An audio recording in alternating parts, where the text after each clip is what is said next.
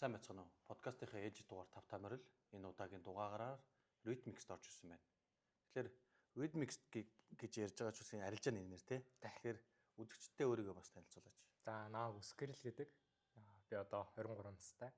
Тэгээ арилжаа гээд одоо 5 дахь жилдээ явж байна. 5 дахь жил нь одоо он гараад баслаа. 6 дахь жил рүүгээ орох гэж байна. За энэ Rhythmix-ийг ер нь хүмүүс жоохон худлаа буруу хэлж гэнэ. Зарим нь Rhythmix, Rhythm янз янзаар хэлдэг. Тэгээд энэ нэрээс солилцд юм уу гэж бодсон. За нэгэнд брендинг болгоцсон юм чи одоо бас солилцвол дахиад нээсэн гэж хүмүүс таних болчихно. Тэгээд тэр чигтээ сонгосон нэрээр л явцсан. За. Тэнгүүд маш залуухан тий? 23 та гэхээр ер нь бол 18-тайгаас арилжаа гэсэн үг үү? 17. Яг ковид эхлэхийн өмнөх жил буюу 12 дугаар ангид төгсөөд л. Яагаад арилжаа сонирхол вэ? Яг арилжаа руу яг арилжаа хий гэж бол орж байгаагүй. Анх болохоор жоохон PC тоглох дуртай хөхөд. Гэртээ суурин компьютер байхгүй, гейминг setup байхгүй. Зөв ноутбук бол байдаг, интернет байдаг. За тэгэнгүүт ажил хийгингүүд хичээлийн хажуугаар ажил хийх гэхэлэр цаг байхгүй. За тэгэнгүүт интернетээр мөнгө олдог гэл одоо хүмүүс чинь интернетээр мөнгө олох арга барилууд байна. Ингээл хэлтэй янзын вебсайт руу ороод юм таск бүглүүд мөнгө олдог. Тэгвэл тиймэрхүү юмнууд судлаад гэртээ байнгын те хэрэг интернетээр мөнгө олох байг хайж хагаад нэг видео харсан чинь нэг нөхөр нэг юм график дээр buy sell орчлоор тараад $100, $200 хэлийгээд талах юм байна. Вау, юу юм болоо гэл. Тэгэл ороод сонирхоод харсан чинь тухайн үед болохоор нэг binary option гэдэг нэг жоохон нэг скетч нэг хэдэн минутын турш арилжаа нэг орсон цэгээс нь магадгүй өсөлттэй байвал ашигтай, уналттай байвал ашигтай гэ buy sell-ээсээ хамаарат. Гэхдээ хэдэн пип өс хэдэн пип унахаас нь үл хамаарат нэг хугацаанд усчвал ашигтай гарчдаг нэг тийм модель байсан. Арилжааны төрөл. Тэрийг харчаад за окей. За энэ л юм байна. Энд дэр гамблтаад үзье. Угаасаа яг нөгөө нэг юмаа мэдгүй байгаа хөлт чинь тэгэл гамблтэй л гэсэн бодолтойгоор орж байгаа. Тэгэл ороод мөнгө олохын хувьд бол алдахын хувьд алдсан. Тэгэл явж байгаа л за угаасаа энийг сурахгүй бол болохгүй юм. Яг үндс нь ямар юм байдгийг. Тэгэл судалж ирсэн нэг мэдгэд нэг жил өнгөрцөн байсан. Тэгээ хоёр дахь жил дээр нэг мэдсэн чинь баг $1,200 алдсан гэсэн гэдэг шиг дээ. Тэгээ гурав дахь жилээс яг за нэг мэрэгчлэр нь сурыг яаж авах уу дарааллахын төвшин ингээд мэдээлэлтэй бол яг зөв мэдлэг наа. Тэгэл нэлээд олон асуудлууд гарч ирчлээ байгаа юм. Шууд зураг бас сурчаагүй те. Энэ хүмүүс бол байсан. За залуу хүний хувьд арилж эхэлж хахад мэдээж капитал, хөрөнгө гэдэг зүйл байхгүй тий. Тэр зүйлсийг яаж давж гарав? Хамгийн одоо өөрийн чинь арилжааны замналд тулгарсан асуудлууд юу байсан бэ? Мэдээж мөнгө бол угаасаа яг асуудалтай. 12 дугаар анги хөлтөл $100 тансаацын хэлэх нь өөрөө маш хэцүү байгаа байхгүй.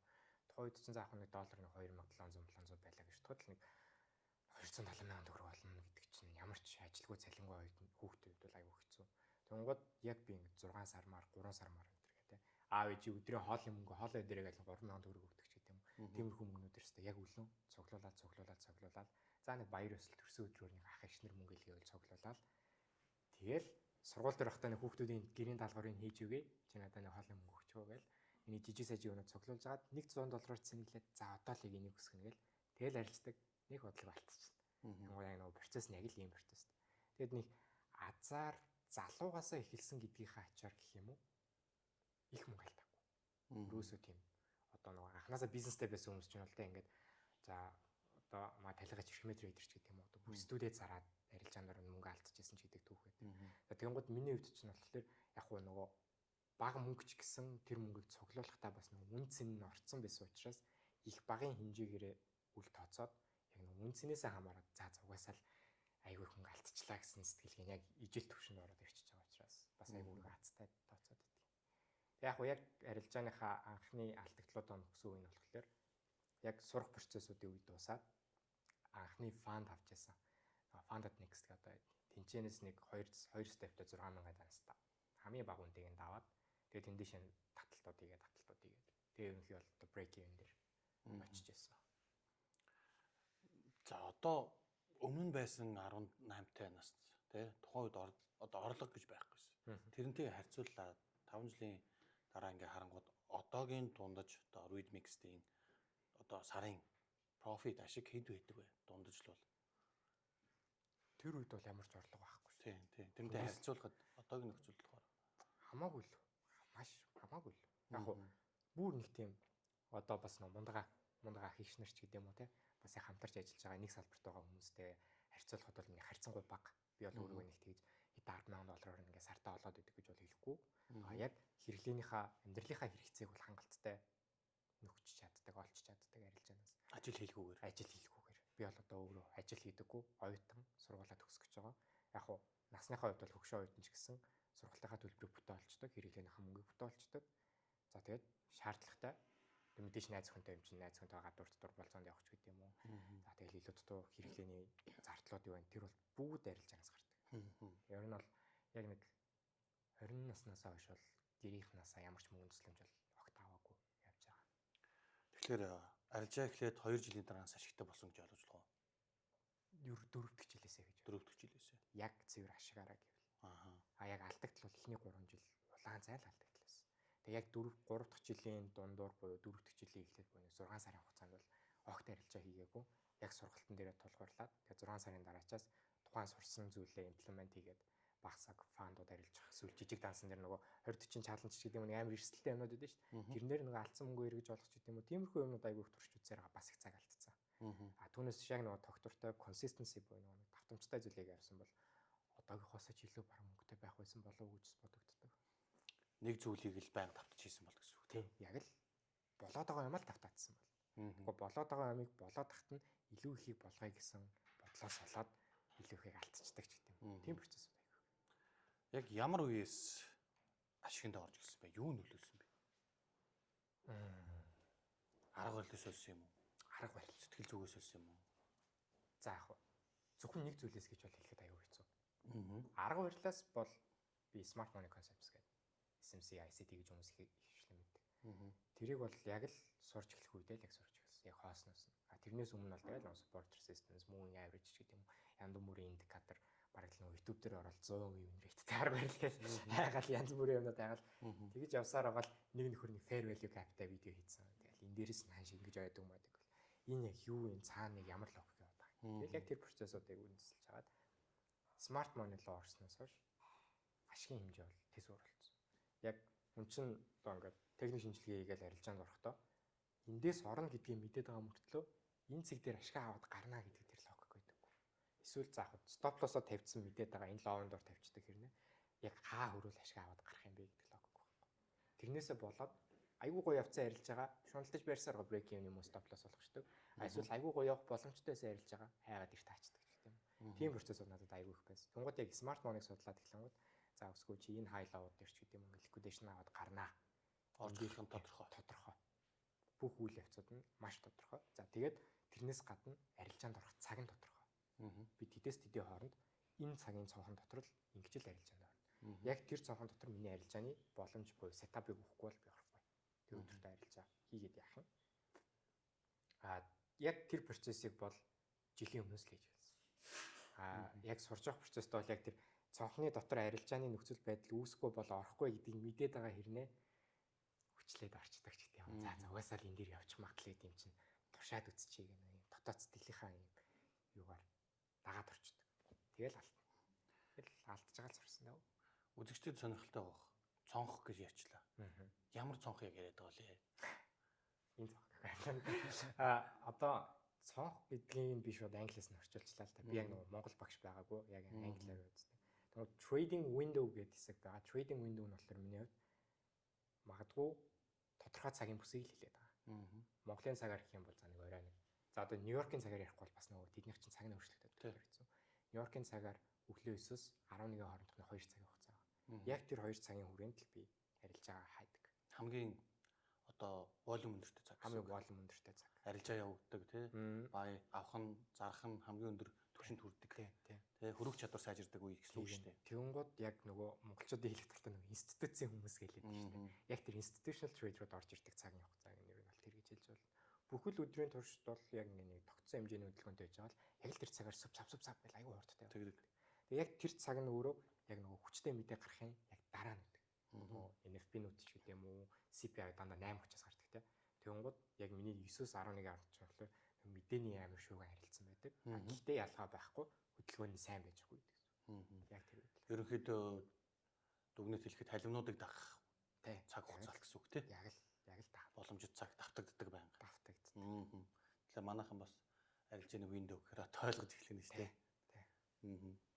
За тэгэнгүүт одоо хамгийн хүндрэлтэй зүйл нь юу байсан бэ? Арилжаа эхэлж байгаа үед.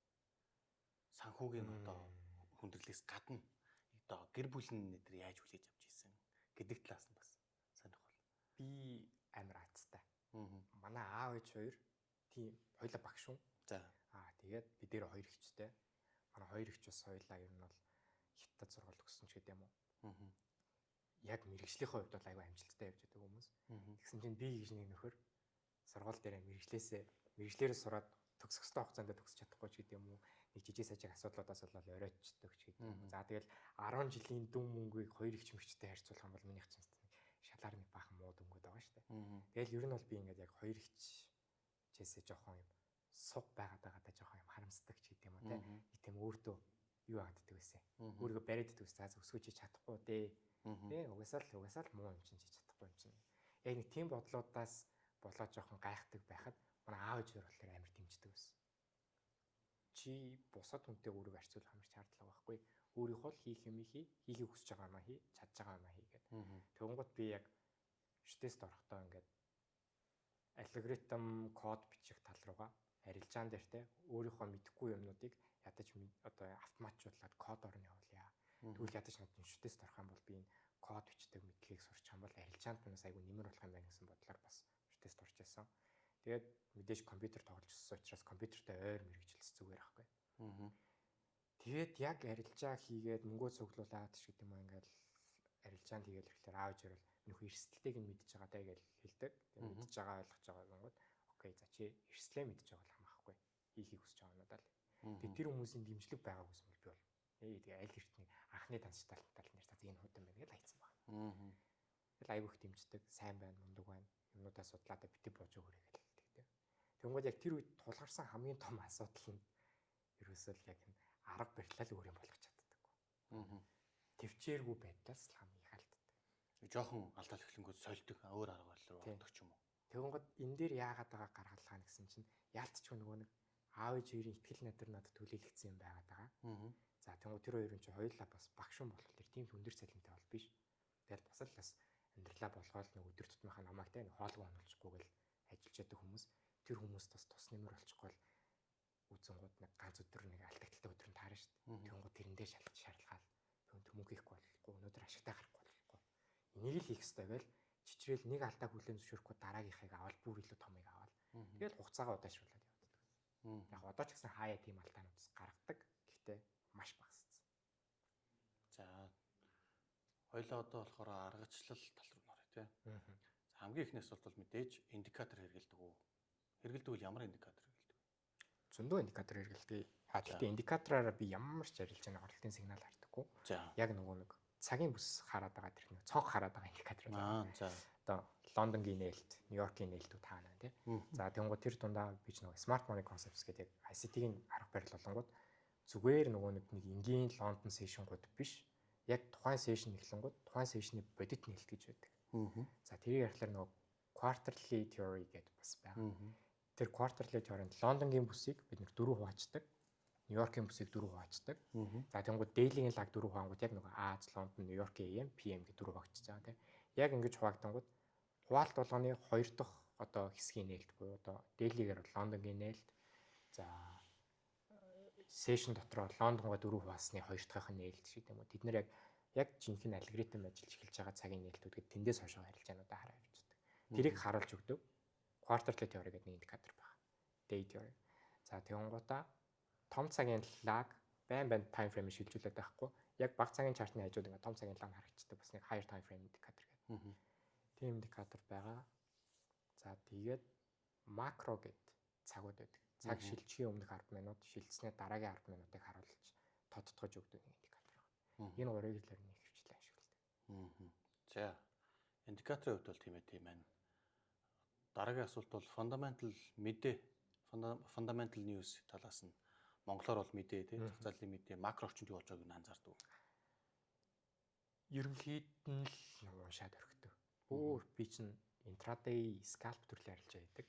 Тэгэнгუთ яг том фундаментал мэдээг уншаад ойлгоод тэмцээнээсээ имплемент хийх бол би чаддаггүй. Ягаад тэгэхээр мэдээ гараад том хэмжээний хөдөлгөөн болохыг одоо таамаглахын тулд би тэр мэдээг уншаад ойлгох шаардлагатай тийм. Тэнгууд яг өсгөө гэдэг хүн мэдээг уншаад ойлгочлоо гэхэд энэ хүн ойлгож явах хугацаанд аль хэдийн тэр мэдээний чи хөдөлгөөн ингээд нэгд л ойлгогдсон юм шиг ингээд болоод өнгөрцөн байна гэсэн. Тэгвэл миний дээр яг үндсэн мэрэгчлэр нь ажилдаг шаркууд байгаа шүү дээ. Намайг ойлгохоос өмнө л алерт ойлгоцсон байгаа байхгүй тэр. Тэгэхээр намайг ойлгохоос өмнө ойлгоцсон байгаа хүмүүс чинь надаас төрүүлээд арилжаанд орсон байгаа. Надаас төрүүлээд ханшаа хөдөлгдсөн байгаа. Тэгвэл тэрэн дээр бол надад нэг амар тэгж ойлгох шаардлага. Мэдээж улаан цай тий ингээд дайн болоод ачаалтан дээр сэлдээд тахгүй л автаа тий. Тэр чинь бол бүр том дэлхийд дахин болж байгаа зүйл болчиход байна шүү дээ. Трендэл тодорхойлсон байхад яаж л мэдээгээр окей энэ ингэсэн бол за урт хугацаанд бас нэг энэ чиглэл рүүгээ байх юм байна. Тэгвэл баг цаг дээр орж байгаа бол ядаж тэр чиглэлийн би дагаад орчоо. Яг тийм процессор. Back test хийдэг үү? Юу хэрэгтэй гэж үздэг үү хүмүүс ч гэсэн. Яг тэр миний сайн нэг 6 сар гараа огт арилжаа хийгээгүй гэсэн хугацаа байна шүү дээ. Би яг тэр 6 сар тасралтгүй back test хийсэн. Тэгсэн үү? Нэг ч тасралтгүй back test хийсэн. Яг орой хичээлээд орж ирлээ. Яг шөнө 1 цаг хүртэл 12 цаг хүртэл компьютер хаад back test хийгээл суучдаг. Яг тэр back test-ын дээр бүхэл өдрийн хөдөлгөөнийг хараад байхгүй. Яг тэр нөгөө арилжааны цонх гэдэг нэг чухал хэсэг байгаа шүү дээ. Тэрийг ойлгоцсон байгаа хүн учраас яг өдрөөр нь тэр цонхнууд дээр яг юу болоод байна? Яг ямар хөдөлгөөн үүсээд байна? Тэр болгоныг ингээд журнал хөтлөө. Зүгээр back test-ийг хийхдээ давхар журнал хөтлөөд явдаг. Тэгэл тэрнийхээ ард магадгүй маргааш нь арилжааны боломжтой өдөр байх юм бол тэр үедээ өмнөх журналаа харж байгаа. За яг лав явагдаж байгаа чартан дээр бас давхар практик хийгээд. Орол амар сайн нөлөөлсөн. Ядчил нөгөө нэг өнөөдөртөө арилжаанаастаа бүрдэхгүй юм байна гэдэг ойлголтыг нь back test-ийн хачаар мэддэг болсон. Шаардлагагүй эсвэл хүлээгээд ч хэрэг байхгүй өнөөдөр угсаа. Тэгэхээр энэ бас гой зөвлөө те. Back test зарим хүмүүс үгүй гэдэг байх. Чиний хувьд бол маш хэрэгтэй гэж харж байна. Амар хэрэгтэй гэж харж. Тэгээ сая миний асуух гэсэн асуултаас бас нэг нь оруулаад ярьчлаа. Журналын талаар ярьж байна. Журнал ер нь хүмүүст хэр хэрэгтэй юм бэ? За хүмүүст гэлтгүй чиний хувьд ямар хэрэг болсон юм? Яаж хийдэг талаараа бас үзэгчтэйгээ хуваалцвал. Би өөрөө жоохон яаруу төвчээргүй ингэдсэн шүү дээ. Тэнгүүд яг миний тэр төвчээргүй байдлыг алга болгож өгсөн нь журнал. Тийм үү. Яагаад тэгэхээр процесс болгоноо би тэмдэглэл болгоо хөтэлж байгаа. Тий. Процесс болгоны ард арилжааны хагас бүтэмсээр маркет алдтай үед журналал рекап хийгээд харна шүү дээ. Би өндөр алдчих байгаа. Тэгэл журналаа харангууд нийт дийлэнх алдагдлын 80% өсгөө чи төвчээргүй байсан байж тээ гэдэг үгийг маань хэлээд өчтдөг те. Тэгэл яг журналын яг Орсын арилжааны дараа нь яг өсчээс хөдөлгөөнд явцсан байх ч гэдэг юм. Төвчээргүйгээс болоод явцсан. Тэгэл яг тэр процесс ингээд хараад хахад давтагдаад байна. Гэхдээ тэрийг ингээд байн хараад ах юм бол тэр чинь давтамж нь багасаад ирнэ. Яг товчлоор дарахаас өмнө заа зүсгэж юусаа яарчдаг та. Тэгэхгүй журналгүй хүн чинь давтагдаад байгаагаа мэдээд байгаа хэрнээ тэр чинь тэмдэглэсэн юм байхгүй учраас явандаа мартаад эхэлдэг. Өмнө нь алдснаа мартчихдаг. Юун дээр алдснаа мартчихдаг. Цоош нь алдагдал юм шиг дахиад алдаг. Гэтэл яг үндэ тэр нь аль хэдийн нэг 10 давтагдсан, 20 давтагдсан, 30 давтагдсан тийм. Тэгэл давтагцаар гаал дансаачтаа, дахиад дансаа цэнгэлэн дахиад чтаа. Тэгээ нөгөө хүн чинь сүүлдээ би арга барил маань ажиллахгүй байгаа мó гэл стресстэй л толгойн нэгэл яг юун дээр арилж байгаа мэдэхгүй, яаж арилж байгаа мэдэхгүй, яах ёстойгоо мэдэхгүй, гэсэн шал өөр мэдэхгүй маркет руу орвол. Тэгээ шал мэдэхгүй гинт шал өөр стратеги оруулж ирээл. За энэ л болох юм шиг байна. Энэ болдгоо юм байна. Гэтэл яг үндэ тэр хүн арга барил нь болоогүй дэ биш өөрийн жоохон төвчээргүй байдлаас ч гэдэг юм уу эсвэл жоохон буруу өнцгөөс хардаг байсан юмнуудад тэмдэглэсэн байсан бол үнэхээр сайн болох байсан боломжтой байх ч юм уу. Тиймэрхүү юмнуудыг аягүй хаалтдаг. Зөв. Ер нь суралцах процессынхаа дундуур өсгөөгийн хувьд хаанаас мэдээлэлүүд авч хинээс сурсан бэ? Багш нь одоо юм байсан. Өөртөө заадаг байсан юм уу? Майкл Ж. Хадлстон гэдэг нэг ICT багш маань байгаа те. Яг тэр хүнээс YouTube-ээс self learner те. Тэр хүний бүх контентууд нь YouTube дээр байгаа. Тэрийг би одоо яг ингээд өөрөө бидад сурсан гэж хэлэх бол үнэхээр хэцүү. Угаасаа би бидад сурах юм бол чарттай л ажиллана шүү дээ. Угаасаа энэ дэр юу болоод байна, мэдээг юу болоод байна. Гэтэл миний тэр судлах гээд байгаа юмыг бүр те 2016, 17, 19, 20, 21, 22 оны контентууд гэл асар олон бүр тийм институционал төвшөнд зааж байгаа хүний видеонууд байхад тэрийг сурахгүй байна гэхээр бас надад жоохон алдагдaltaй юм шиг те. Гэхдээ яг тэрийг сонгосон процесснаас айгүй сонирхолтой. Яг тухайн үед чинь одоо ч тэр байдаг SMC гэдэг чинь ажилдгүй шүү дээ. Fair value cap чинь ажилдгүй, order block чинь ажилдаггүй гэж. Тэгэл нэг тийм нэг арга барил ажилдаг гэл юмнууд тухайн үед ч гэсэн анх сурч явах үед байсан. Тэнгууд чинь яг нэг юмаа мэдхгүй чинь тийм юм орчихлоо. За ажилтгүй юм сураад яах вэ гэсэн бол орж ирнэ шүү дээ. Тэгээ байжсэн яг YouTube дээр бичлэгнүүд үзээд байжсэн. Яг тэр Майкл Багш болохоор өөрөө YouTube дээр лайв хийгээд, public live хийгээд тэрэн дээр ингээ commentary бичлэг яг лайв явж байгаа чарт нэр ханшны хөдөлгөөнийг уншаад тэгээ нэг удаагийнхаа 22 оноохоо контентын лекцийг л орж исэн видеоос аахгүй. Би зүгээр л сонирхоод за худлаа үнэн гээл одоо харж игээд нэг лайвыг ороод утсан. Би бол тэр дотроос яг шинжилгээ хийгээд байгааг нь ойлгохгүй байгаа шүү. Гэхдээ яг ингээ зурсан зургийг харангууд за энэ одоо энэчнээс энэ хөдөлгөөн дээр хүчтэй оролтууд орж ирнэ. Ингэн тэгнэ гээл уншингууд яг л тэр үний хэлснээр даваа ингээ явчихдаг. Тэнгүүд би гайхаж байгаа юм чинь одоо яаж хараад байгаа. За тэгээд заах үнэхээр азсан байж таарах те. Тэр хүн өнөөдөр азтай байлаа. Маргаашийн лайвын дахиад ороод үзэнгүүт яг л өмнөх өдрийн хэлсэн хөдөлгөөнүүд нь дахиад явж байдаг. Юус яг л хэлснийхэн дагуу л хөлөөд нэг тийм мундаг гэх юм уу. Тэгэл нэг алдчихж байгаа байдлыг харах юм бол нэг ганц 2 пип 3 4 пипний нэг жижигхэн нэг юм зүүнний зайтай л алддаг те. Тэгэл аюул сайн урт. Тунгууд нь за би энэ үнэл сурах юм байна. Тэгэл тэр хүний бичлэгнүүдийг үзсэн амар залхуутай нэг цуврал бичлэгнийхаа бараг 80% дээр нь амьдралаа ярьцдаг. 20% дээр нь арга барилаа ярьдаг те. Тэгэл тэр болгоныг ингээл сонсоход нойр хүрнэ, залхуурна, скеплэн. За тэгэл яг тэр хүний яг чухал заасан контентуудын товчлоо заасан өөр хүний бичлэгнүүд орно. Тэгэл тэдрийг үзэл байж байгууд яалтчгүй тэр хүний хэлэх юмнууд дутагдаад байгаа учраас ингэ үзхээс өөр гарцсан байхгүй. Би 4 удаа дахиж давтаж үзсэн бүх контентыг маш нууршдаг тий. Маш их нууршина. Бүгдээр ингэ хурдан 1.5 дээр тавьж байгаа 4 ихэж үзсэн. Англи хэлтэй би маш муу байсан. Гэхдээ тэрийг 4 удаа орчуулж үзснийхээ ард бол маш сайн англитай болсон. Зөв. Хүүхдээ хэрэглэхээр хэмжээний англитай болсон. Тэгээд тэгэл яг сурсан. Одоо ч гэсэн надад тэндээс ойлгоогүй маш олон юмнууд байдаг. Мангар том сэдв. Хэсэг хугацааны дараа дахиад үзэхэд өөрөлдсөн тий. Өөрөлдсөн. Дахиад үзэхэд дахиад. Тэгээ хамгийн гол нь жил болгон дахиад шинэ юмнуудаа заагаад байдаг. Тэр хүн ч болохоор өөрөө 30 40 жил яг энэ зах зээл дээр ингээд яг энэ арга барилаараа бүр институшн левел дээр нь арилжсан болохоор тэр их мэдлэг байгаа аргагүй л авах гэж байна. Тэгээ Монголд ч гэсэн яг энэ SMC-гээр үнэхээр мундаг арилждаг трейдерүүд нэрлүүл зөндөөл одоо маруу трейдер ч гэх юм уу. Айгуу сайн арилждаг. Монголын улсын хэмжээнд одоо нийт CFD арилж байгаа хүмүүсийн 90% нь алтан дээр арилжж байна л да. Өсгөөгийн хувьд ямар хослол дээр арилждаг вэ? Индекс, Nasdaq. Дандаа Nasdaq, S&P 500. Хаяа нэг алт руу арилжуул арилжсан. За. Тэгээд Forex-ийн период огт арилждаггүй. Бондууд огт арилждаггүй. Өөр юмуд арилждаг. Дандаа Nasdaq. Тэгээд ерөнхий CFD-гээс гадна futures дээр бас дандаа индексүүд арилждаг. Яагаад тэр сонгосон бэ? Манай их багшийн хичээлүүд нь дандаа индекс дээр тайлбарладаг гэсэн. Яг энэ ICT багшийн бүх ингээд лекцүүдийг үзэх юм бол яг хаяада евро USD байна.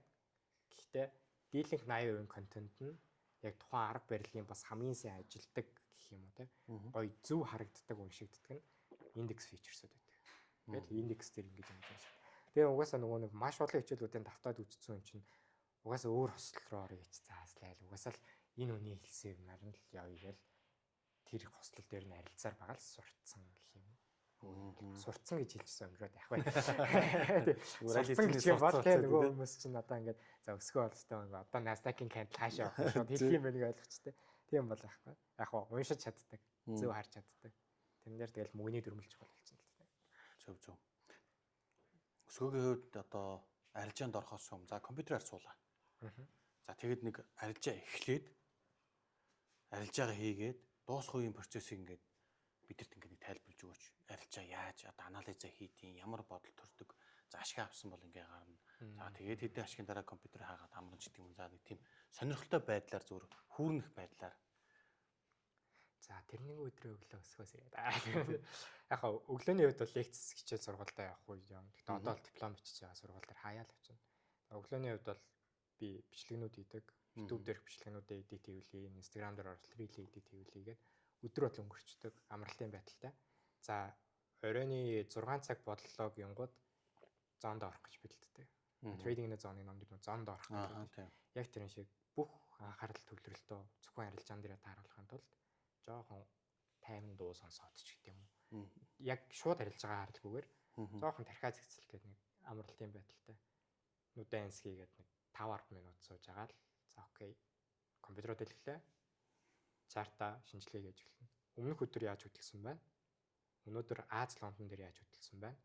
тэрэн дээрээс тулгуурлаад Нью-Йорк ингэж хөдөлж магадгүй юм байна. Тэр шинжилгээгээ нэг цаг гарan хийнэ. За тайм фрейм хаанаас эхлэх вэ? Цаг нь дэйлигээс л явчихна. Дэйлигээс хөөгөө доош Яг хуу 7 хоногийн эхлэлүүд дээр буюу нэгд өдрүүдэд дандаа weekly-гээс эхэлнэ. Өмнөх 7 хоног яаж хөдөлж вэ? Сар болгоны эхлэл дээр өмнөх сараас эхэлнэ. Яг тэгж байна. Шинэ сар эхлэхэд өмнөх сараар ингэж хөдөлсөн байвал энэ сарын хөдөлгөөн тэр тал руугаа байх магадлал нь илүү өндөр юм байна гэж гэдэг юм тийм. Магадaltaй байна гэж байгаа шүү. Заавал гэсэн юм байхгүй. За тэр дүгнэлтээ харлаад 7 хоног руу гоорлоо. Өмнөх 7 хоног иймэрхүү байсан юм байна. Энэ 7 хоног ингэх магадaltaй юм байна. За түнгууд чинь мэдээж лан дээр чинь дээд зүү доод зүү гэж байгаа тийм. Тэгэхээр өмнөх 7 хоног магадгүй хүчтэй доошоо хагцсан бол энэ 7 хоногс дагах магадaltaй тийм. Тэгвэл дагж байгаа хөдөлгөөн маань мэдээж дээшээ гарч ирж дээд зүүгээ хийх хэрэгтэй. Тэр дээд зүү маань дээлийн чарт руу ороод харахад магадгүй 7 хоногийн 2 дахь 3 дахь өдрүүдийн аль нэг дээр нь ч юм уу хальт дээшээ гарч ирээд ундаг ч гэдэм. Тэрийгэ тодорхойлж байна. Тэр нь бол яг нэг бүтэн цаг гарan яг тэрийгэ шинжлэхгүй болохгүй. Нэг л оролт хийх гээд байгаа шүү дээ. Ер нь оройд тэрний төлөө. Ихтэй 2 оролт. Нэг оролт. За тэгээд дээлигээ харцсан бол нөгөө Аз Лондонгаа харцсан. Нэг чухал мэдээ гараад магадгүй Аз огцон хөдөлсөн байвал бид тэр өдөрт харилцаа хийхгүй. Тэгэхгүй бол Аз дээр их хөдөлсөн байвал Нью-Йоркийн юм зайлшгүй ингээд нэг жоохон муухай удаанч гэдэг юм уу байх магадлал нь өндөр гэж үзээд шоу компьютер хагаал заац. Компьютероо тоглохгүй бол тэгээд кино минут сериал үзээд тэр өдөрт амарчин. За тэгээ үнэхээр гоё хөдөлгөөнүүд Лондон гоё хөдөлчлөө. Аз нь яг таамагласны дагуу гоё байлаа. За Нью-Йорк маань эхэллээ гэх юм бол бүх шинжилгээний элдв янзын зурсан зурагнуудаа бүгднийг нь устгаад хажуудлын тэмдэглэлийн дэвтэр дээр тэмдэглэсэн байна. Тэгэхгүй бол хэд олон зураглууд харчихлаар чартаа ойлгох болоод толгой эргэж эхэлдэг. Яг нэг цэвэрхэн хоосон чарт харж байгаа л төлөвлөсөн цэгээ тэмдэглэж чинь төлөвлөсөн нөгөө цагийн бүсээ тэмдэглэж чинь яг 9 цаг 30 минут гээд Нью-Йоркийн цагаар Нью-Йоркийн маркет индексийн маркет нэгтлээ огцон мангар хүчтэй хөдөлгөөнөд орж ирнэ. Тэр үед огт арилжаа хийхгүй хараад сууж агаад 9:45 9:50 гэдэг нөгөө макро цаг гэдэг байгаа нэхлэнгүүд яг арилж байгаа юм. За.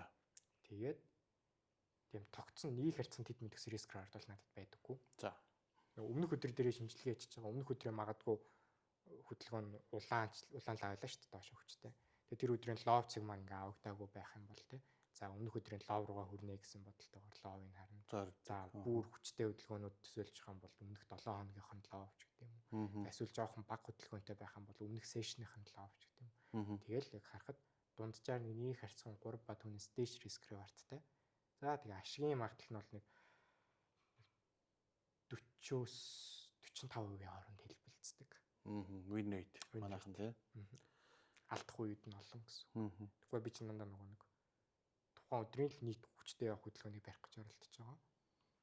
Нөгөө чинь нэгсэндээ зүв барих гэдэг нь л гэсэн үг шүү дээ. Тэгээд амжилттай явчих юм бол хангалттай алдагдлуудыг бүгднийг нөхчдөг тий ашиг руу орчдөг. Тэгээд өдөр дууслаа болсон бол нөгөө журнал.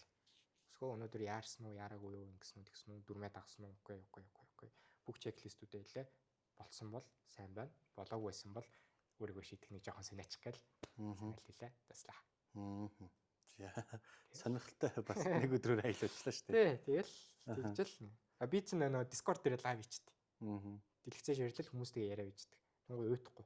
Яа ингээд сервер дотроо дэлгэцээ ширэлцсэн хүмүүс орж ирэл асуух юмудаа асууна. Ганц бол тал нь жоохон анхаарал сэрнээд алдчих гад хөдөлгөөн алдчих гад гэх талтай ч гэсэн давхар чадчих байгаа юмаа бусдаагаа хуваалцсан гэсгүй тий. Тэгээ явчихдаг.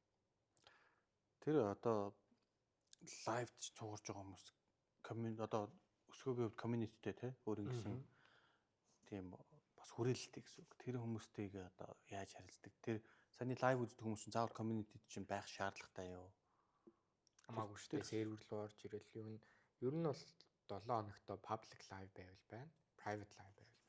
Private нь болохоор би яг тухайн үед ингээд өөрийнхөө чаддаг юмнуудыг ингээд яг public хийдэг байх үед үнэхээр би ингээд чамаас л сурмаар байна гэд би ингээд сургалт зарлаагүй байхад над дээр ингээд би ингээд чамаас сурмаар байна гэж юмсэлтэй ирсэн хүмүүст окей гээл цагийн тооцоол за нэг амар хит төлбөр яриад яг хөө энийг уулзалтын төлбөр төр нэг кофе дааж ийн гэж бодоод төлбөрийн тооцоо өгнөчгөө тэр зааж исэн хүмүүс байгаа. Тэгэл 7 хоног яг нэг гоё өдрүүд төр ч гэдэм үү тэр хүмүүстэй ярьж байгаа төлөвлөгөө нь ингийн шүү гэдэг айдиаг нь хэлээд өгчнө. Тэгэл лайвуд бол YouTube дээр ч лайв явуулчихна, public Discord дээр ч лайв явуулчихна. За тэгээ нэг жоохон дургу өрсөн стресстэй өдөр байх юм бол public дээр царайгаа харуулмааргүй бол private дээр нэг дотоодын сурагчтайгаа ч лайв хийчихнэ гэдэг. Тэгэл янз бүр. Өсгөөгийн хувьд одоо Rhythmix-ийн хувьд 100% ажилтг сетап байна уу? 100% алддаг л сетап байна. Дөрмөө зөрчил алдна. Дөрмөө зөрчихгүй бол алдахгүй. Би алдагдлыг нэг алдаа гэж харах дурггүй. Тэр чинь алдагдлын хоёр төрөл байгаа.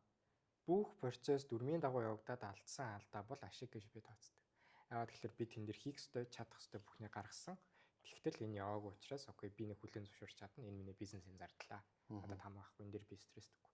Харин нэг ганц хоёр дөрмөө зөрчичөөд тэндээсээ алдагдлуулах юм бол өстой жинхэнэ алдаа. Би өсгөө чи энэ дээр алдчихлаа те.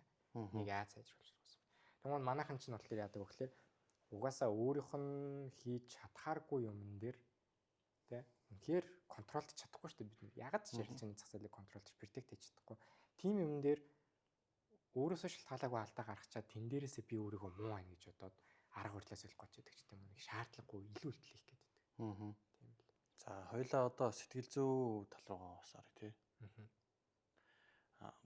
Сэтгэл зүй дээр одоо янз бүрийн асуудлууд гарч ирдэг хүмүүс төр одоо олон дараалан стоп лосс зохихоор хямралд ордог тий. Хүн болгонд л тэр механизм байдаг баг. Тэр зүйлийг яаж давдаг гардаг ба одоо. Би өөрөө амар хотлон дараалж сэл аваад бүр шалдаа бууж ирсэн үе байдаг. Ихмүү биш л те. Яг 7 хоног бол яг арилцсан. 7 хоногийн 5 өдөр 5 арилж байсан. 5-аас стоп лосс болсон. За яах вэ үсгүй. Ийм 7 хоног байна гэл тухайн өдөрт өөрийгөө те ингэ тайвшруулаад явсан. Дараагийн 7 хоногт нь дахиад 5 арилж яасан. 5 алдагдлуулсан. Дараагийн 7 хоногт нь дахиад 5 гээд нийтдээ 3-7 хоног нэг жишгт арилж аяагүй. Тэгээд эхэндээ дөрмөө барьж яасан, рискээ барьж яасан. Дараа нь жоохон алдагдлаа нөхгүй, жоохон лото томруулсан. Тэгээ сүултээ бүр ингэ нацаараад алдчихж байгаа. Тэнгууд энэ дээрээс юу байсан бэ гэхээр тэр 15 алдагдлаа 15-ла миний алдаа байгаагүй. Ягаад тэгэхээр бүгдэн дээр нь би чеклистээ бүгэлсэн гэсэн. Яг хуу миний алдаа байгаагүй гэж бодлоо ярьж байна. Зарим нэг ганц хоёр нэг оройтцсон ч гэдэм бол лото ихтүүлсэн юмнууд байгаад байгаа шүү дээ. Тиймэрхүү л юмнуудаар алдсан. Тэгэхгүй би магадгүй тэн дээр рискээ эрслээ бариад явцсан тэр өдөр 15 арилжаан дээр амьд үлдсэн байсан бол яг би тэрний дараагийн 7 хоногт дахиад надад 4хэн стап гарч ирсэн. Тэр дөрвөн амжилттай явсан. Амжилттай явахдаа 1000 бп явсан. Би арилжаанд орох балансгүй болсон. Шатаацсан. Эрсдлийн менежмент муу байсан гэх үү. Тэгэнгუთ би яг бодож байгаа.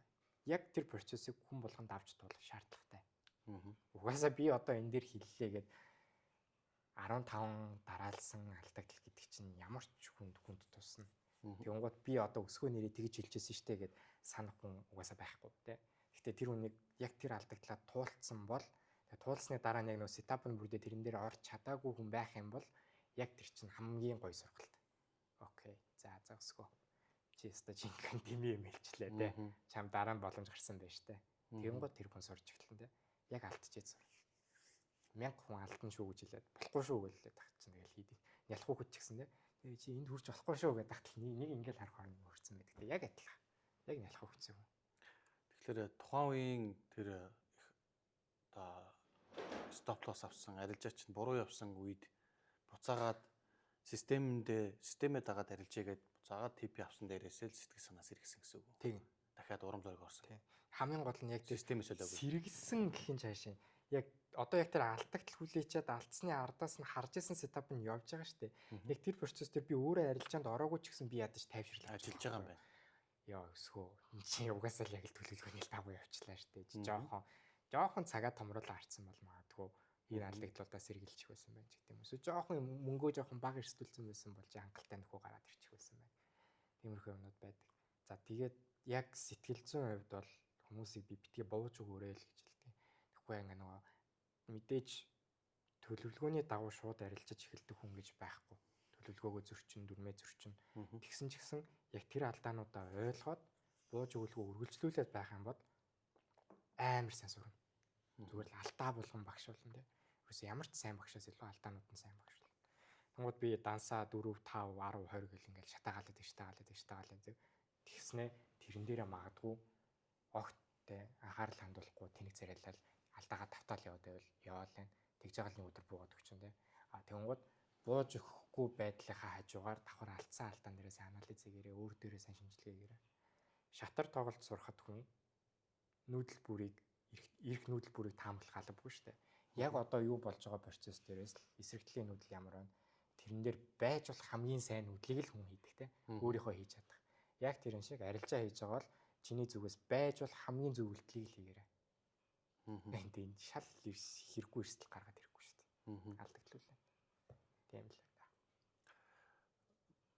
Зарим үед ингээд яг орё гэж бодож сетап чинь бүрдээд ороогүй байж итэл яг харсан зүг рүү чинь тий явсан анализээ чинь дагаад амар явах үед. Тэр үед яадаг вэ? Ямар мэдрэмж? Хогийн мэдрэмж авах шүү дээ. За бүхэл өдөржингөө харцсан те. Яг энэ дагуу ингэж явна гээл яг сетапаа хүлээжсэн. Үнэхээр удаадсан болохоор нь 0 орчод ирээгээл 0 ороод ирэх хооронд 3 минутын дотор зомби бүсэлдэлгүүнүүд байдаг. Тийм үед бол тэгэл яг уу дөнгөж сурж байгаа хүн бол мэдээж араас нь хөөж фааморж ярилжаанд орж алтгаал байх та тий. Би ч гэсэн тэгж алддаг үед байсан. Гэхдээ одоохондоо бол би бол тэгэхээр болцсон. Үнэхээр хөдөлсөн байлээ. Дураг хохин. Өнөөдрийнхөө хөдөлгөөнийг алдсан хохин. Анхаарлал чухал. Би энэ дэр л би нэг л full time хийнэ гэдээ өөртөө ингээд амлцсан хүн байгаа даа шүү дээ. Тэр амлцсан байх чинь надад давхар хариуцлага ороод ирж байгаа. Тэгээд тэр хариуцлага дээр тэгэл утсаа оролдож яадаг ч гэдэг юм уу, анхаарлаа сорниулцдаг ч гэдэг юм уу. Тэгээд анхаарал алдсан бол миний хохин. Угаасаа л миний хохин. Хинч намайг бойл гэж болиулаагүй шүү дээ. Бити дар гэж даруулаагүй. Тэгээд би ил харж исэн би ил дарах хэрэгтэй байсан. Дараагүй хохин. Харин үнэхээр харж хагаад явуулчих юм бол бас ялгаа авахгүй л өхөн шүү дээ. Зэрэг байхгүй шүү дээ. Дарыг дарчдаг. Харж байгаа явуулах үе байдгүй. Одоо бол бараг байхгүй дээ. За орох уу? Заавал ороод үзнэ. Тэртээ дөрвөө товчлоор дарахад байч бай, сэлж бай, TP авах ч бай, stop loss ч авахгүй. Товчлоор дарсан л бол үр дүн аль хэдийн одоо ирээдүйд биелсэн байгаа шүү дээ. TP-гээ авчаасай, яана энэ сэл болох нэ, яана энэ дээшлээд гоё шүү гэдэг энэ бодлоод ч гэдэм юм. Эднэр бол угаасаа ямар ч хэрэггүй. Угаасаа хүссэн үсээгүй ямар нэгэн байдлаар stop loss-ыг чинь цохино, эсвэл TP-г чинь цохино. За магадгүй break-in тавьдаг дөрөвдөө бол break-in-ийг чинь цохино ч гэдэг юм. Тийм байхад хүмүүс жоохон ингээд нөгөө мөнгөнд тооныхоо юмыг хараа жоохон ингээд харлан сониод гэл ингээд идэг. Гэхдээ шунлаас болж алддаг алдагдлууд надад одоо ч гэсэн байдаг. Авах хөстэй газараа харж байгаа магадгүй за зэн дараагийн 7 өдрийн хай хүртэл явчих байх гэл дахиад нэг жоохон хагасыг сунгадаг тий сунгаана. Тэгвэл нөгөөх нь яах вэ? Гинт нэг Трамп ах нэг юм хэлчихдэг нөгөөх нь доош бүүм хийгээл ороод ирж байгаа юм. Тиймэрхүү алдаанууд бол зөндөө байна. Тэгээд тэнцэнээс бол стресст нь. Гэхдээ стресслэгээд одоо ямар тэр мөнгөийг буцаагаад надад хүн хөлтэй юм биш. Ийм нөхцөлдөө яг яах вэ? Саяны ярьдаг жишээ энэ чинь. ТП рүү хүрээд ирдэг. Яг ашиг авах нөхцөлд хүрээд ирдэг. Ашиг авчлаа. Агсан чинь нөгөөдх нь бүр дээш дахиад буудчихдаг. Тэг болов шүү дээ. Ашиг авцсан чухал шүү. Тэр дээш нэмж явж байгаа хөдөлгөөн чиний төлөвлөгөө биш шүү. Энэ арилжааны арга барил дотор чинь би ингүүл энд ашиг аавна, ингүүл энд алдагдлаа үлийгээ гарна гэдэг онол байгаа шүү дээ. Гэтэл тэр хүн ашигн дээрээ ирчээд ахад дахиад дээш явах магадaltaй байна гэж байвал тэр чинь гамбл болчих шүү дээ. Магадлалтай явчих юм шиг байна гэдэг чинь нөгөө нэг тий шиг сетап. Тий шиг сетап. Юм шиг сетап. Юм шиг тий. Тэгэхээр ч хотлаа алцсан. Тэгээ нөгөө stop loss-ыг авах гад ирэнгууд за энэ магадгүй жоохон доошлж байгаад нэмэгдэхгүй stop loss-оо доошлуулангууд тэр хүний чи арга барил будаа. Бүтэн хэдэн сар судалж ойлгосон хичээлүүд будаа. Тэрийг ашиглаж байгаа шаардлага байна. За stop loss-ны хувьд stop loss руу орж ирэхээр ямар мэдрэмж төрдөг вэ? Stop loss-оо зөөдөг үе байсан уу? Байж. Stop loss зөөхгүй арилгадаг шүү дээ. Арилгаа хийдэг байсан шүү дээ. Бүр доошлол. Гэл доошлолол ирэнгууд нь за гэж энийг төр арилгах чи. Тэгээ буцаад дэше гараад ирэхээр буцаагаад тавьчих гэдэг. Тэгээ жоохон за одоо магадгүй ингээ нэг лоо үлдээчлээ лоо дээр нь тавьсан байж байгаа. Доош лоо дээр дөхөөд ирэнгууд нь за ингэ төр арилгах чи. Байхгүй. За тэгмүүд энэ буцаад дэше гараад ирэнгууд буцаагаа ингэ тавьчихсан дээ. Тэгвэл дахиад нөхөн зөв онолтын хөдөлгөөнөөр стрессэнд байж дараа дахиад доошлох гэдэг дахиад аваачна. Тэгэл алдна. Тэгээд тэрийг бол угаасаа яг нэг алдчихэж арга барилаа өөр юм болгож ажилласан. Тэгээ арга барилаа өөр юм болгоцсон юм чинь сэтгэл зүгээ жоохон бэлтгэх юм. За ямар ч тохиолдолд энэ миний таамгийн дагуу яваад төлөвлөгөөнөөс илүү хит явсан ч гэсэн надад хамаа байхгүй гэдэг зүйлийг өөртөө судах хэрэгтэй. Яг би яг энэ тал дээр өөрөө мэрэгжлийн хүн биш учраас яаж яг тэр төвшөнд хүрэх вэ гэдгийг бол хэлж мэдэхгүй байна.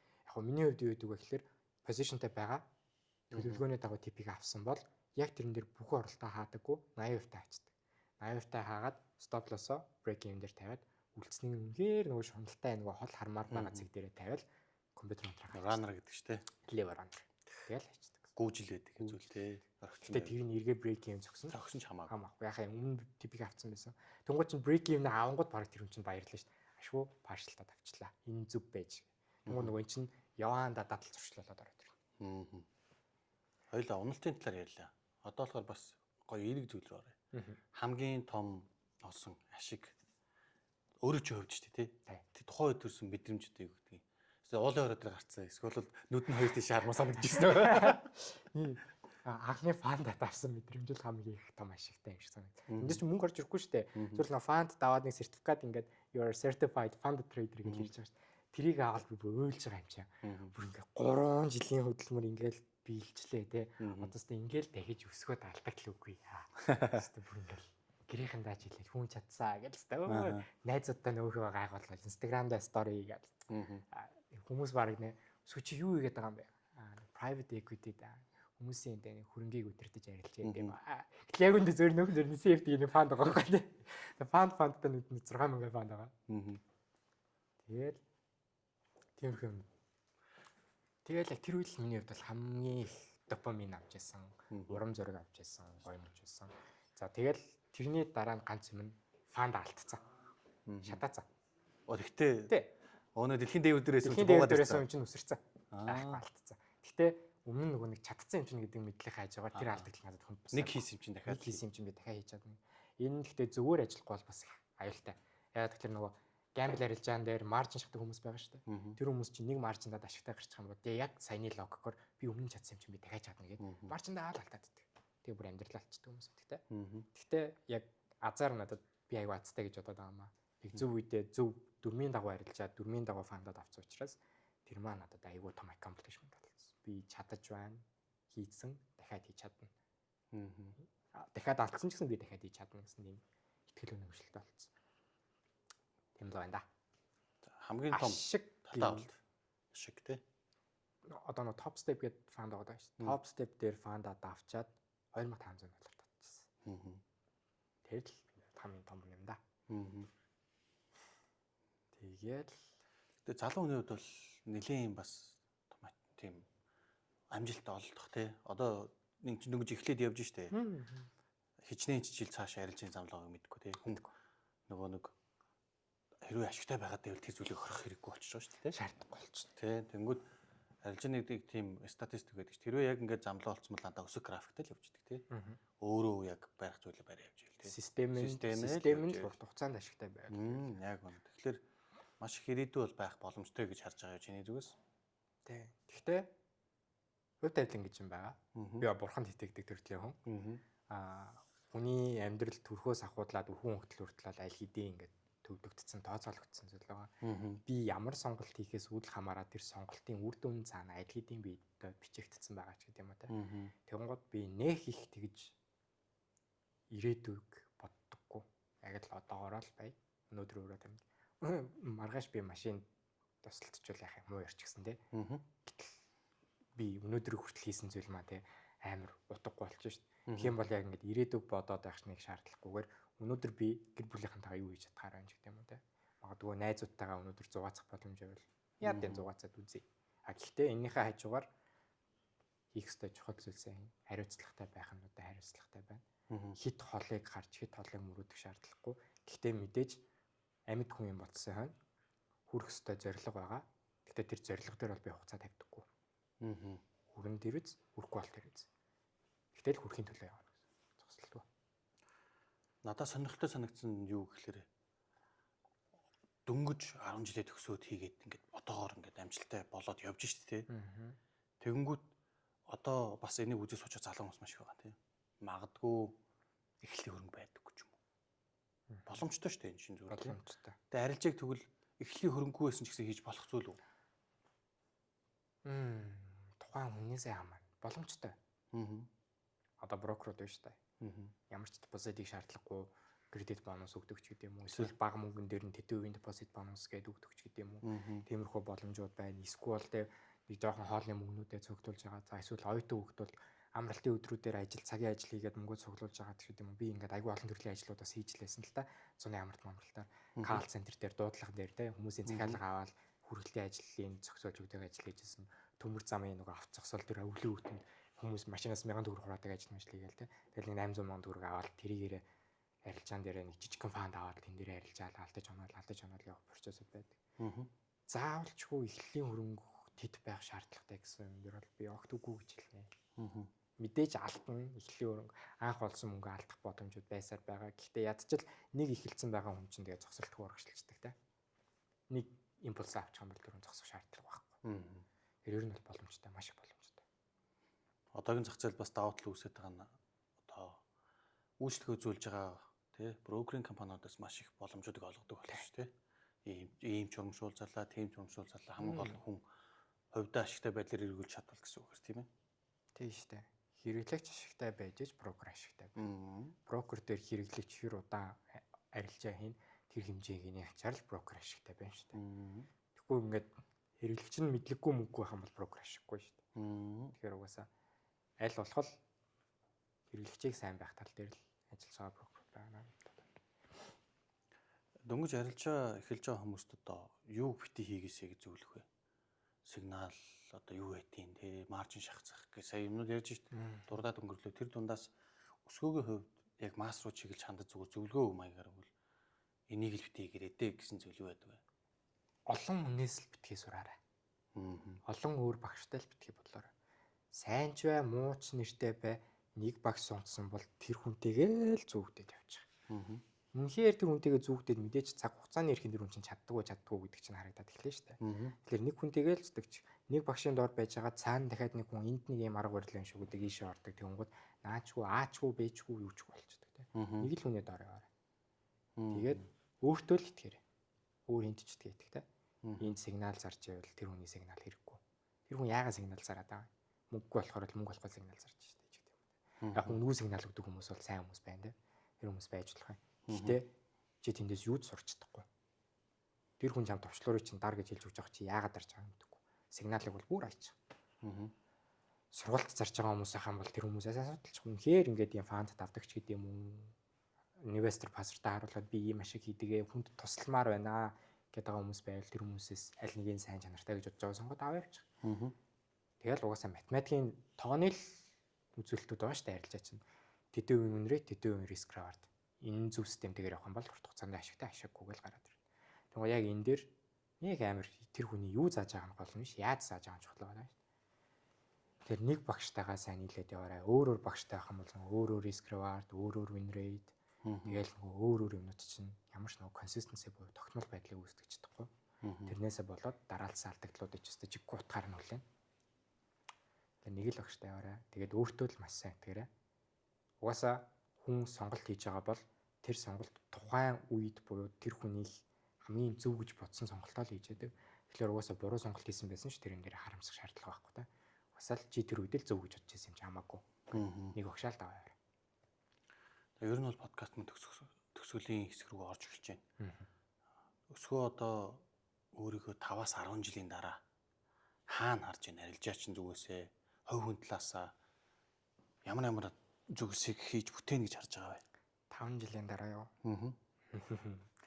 5 жилийн дараа. Тэгэл одоо байгаа шиг ээж аавын сайн хүү. За тэгэл сайн нөхөрч гэдэг юм уу? Сайн аавч магадгүй. Болсон байгаасаа л гэж бодож байна. За нийгэмдээ юу хийх вэ? Нийгмийн хүрээнд төлөвлөгөө яг энэ зах зээлийг үнэн бодтойгоор зөв шударгаар аль болох хүнд хямд боломжтойгоор бүхий л талаас нь заах боломжтой мэдлэгийг түгээмээр байна. Хинч орж ирээд сурах боломжтой. Хинч орж ирээд эрсдэлтэйг нь мэдэх боломжтой ч гэдэг. Тэгэхгүй одоо бол ингээд аюу олон худлаа хүмүүс шүү дээ. Би тэдэн доллар ичлээ гэж ашиг харуулад байдаг. Тэнгууд зүгээр л яг алддаг ондог. За энэ дээр сурахыг хүсэж байгаа хүмүүс нь welcome. Гэхдээ сураад гарч байгаа хүмүүс бол мэрэгжлийн төвшөнд болсон баймаар. Тэр хэмжээний сургалтын систем байгуулмаар байна. Тэрэн дээр ажиллаад явж байгаа юу? Эхэлсэн байгаа. Ер нь бол контентууд хийгээд эхэлсэн байгаа. Тэгээд цаашдаа бүр илүү сайжруулах гэж бодож байна. Тэгээд одоо арилжааг сонирхож, CFD арилжааг сонирхож орж иж байгаа хүмүүсийн зүгээс массын тийм нэг хардаг буруу өнцөг байна уу? Хурдан баяжих гэдэг буруу өнцөг хүн болгон хилдэг ч гэсэн өдөө хүртэл байсаар байгаа нэг өнцөг л байна. угаасаа хурдан маячих боломжгүй. Өнөөдөр чи маржиндад ч гэдэг юм уу бооцоо тавиад арилжаанд ороод ашигтай гарч болно. Гэхдээ тэр мөнгө чинь чиний мөнгө биш. Тэр угаа хүссэн үсээгүй марк чамаас буцаагаал аав. Дөрмийн дагуу олсон мөнгө бол чамайг шагнаж байгаа мөнгө. Түүнээс биш дөрмийн бус арилжаан дээр алдсан алдагдтал бол угаасаа маркет чамайг шийтгэж байгаа. Дөрмийн бусаар хийсэн ашиг бол зүгээр наадах чинь төр зур чамд өгч байгаа маа чи наадах буцаагаад өгнө гэх. Энэ зүгээр чамаас илүү том алдаад авах гэдэг л нэг тийм дүр зургийг л харуулж байгаа. Тэгэхээр хурдан баяжна гэдэг ойлголтыг бол аваад ачаа. Ер нь бол миний алдагдлын хамгийн том шалтгаанууд бол угаасаа л хурдан мөнгөтэй бол хурдан компьютертэй болох гэсэн бодолтой байсан. Тэрнээс болж л алдсан. Дэлгэцийн ард одоо үдээ сууж байгаа. Өнөөдрийн одоо зочин өсгөөг онцлог нь маш залуу айлж аж тий. Залуугасаа ч ихэлсэн. Тэгэнгүүт одоо яг дэлгэцийн ард сууж байгаа хэрвээ арилжаа сонирхож байгаа залуу хийх юм байвал юу зөвлөх вэ? 3 зөвлөгөө өгч. Яг чи бүр нөгөө өөрийн замаараа туулаад гарч сууж байгаа шүү. Тухайн хүмүүс яг чамтай адилхан асуудалтай байгаа гэсэн үг. Нэгдүгээрт алдсан бол алдаандаа үнэнч бай. Битгий тэрний нэг амар маркет руу буруугач хийх гээд. Ямар нэгэн байдлаар алдагдал хүлээсэн бол энэ чиний алдаа окей муу. Эрэгтэй ч юм бэ, эмэгтэй ч юм бэ. Цэвэр чинь хариуцлага. Ямар ч тохиолдолд алдсан бол хоёрдугаарт өөртөө итгэлтэй байх хэрэгтэй.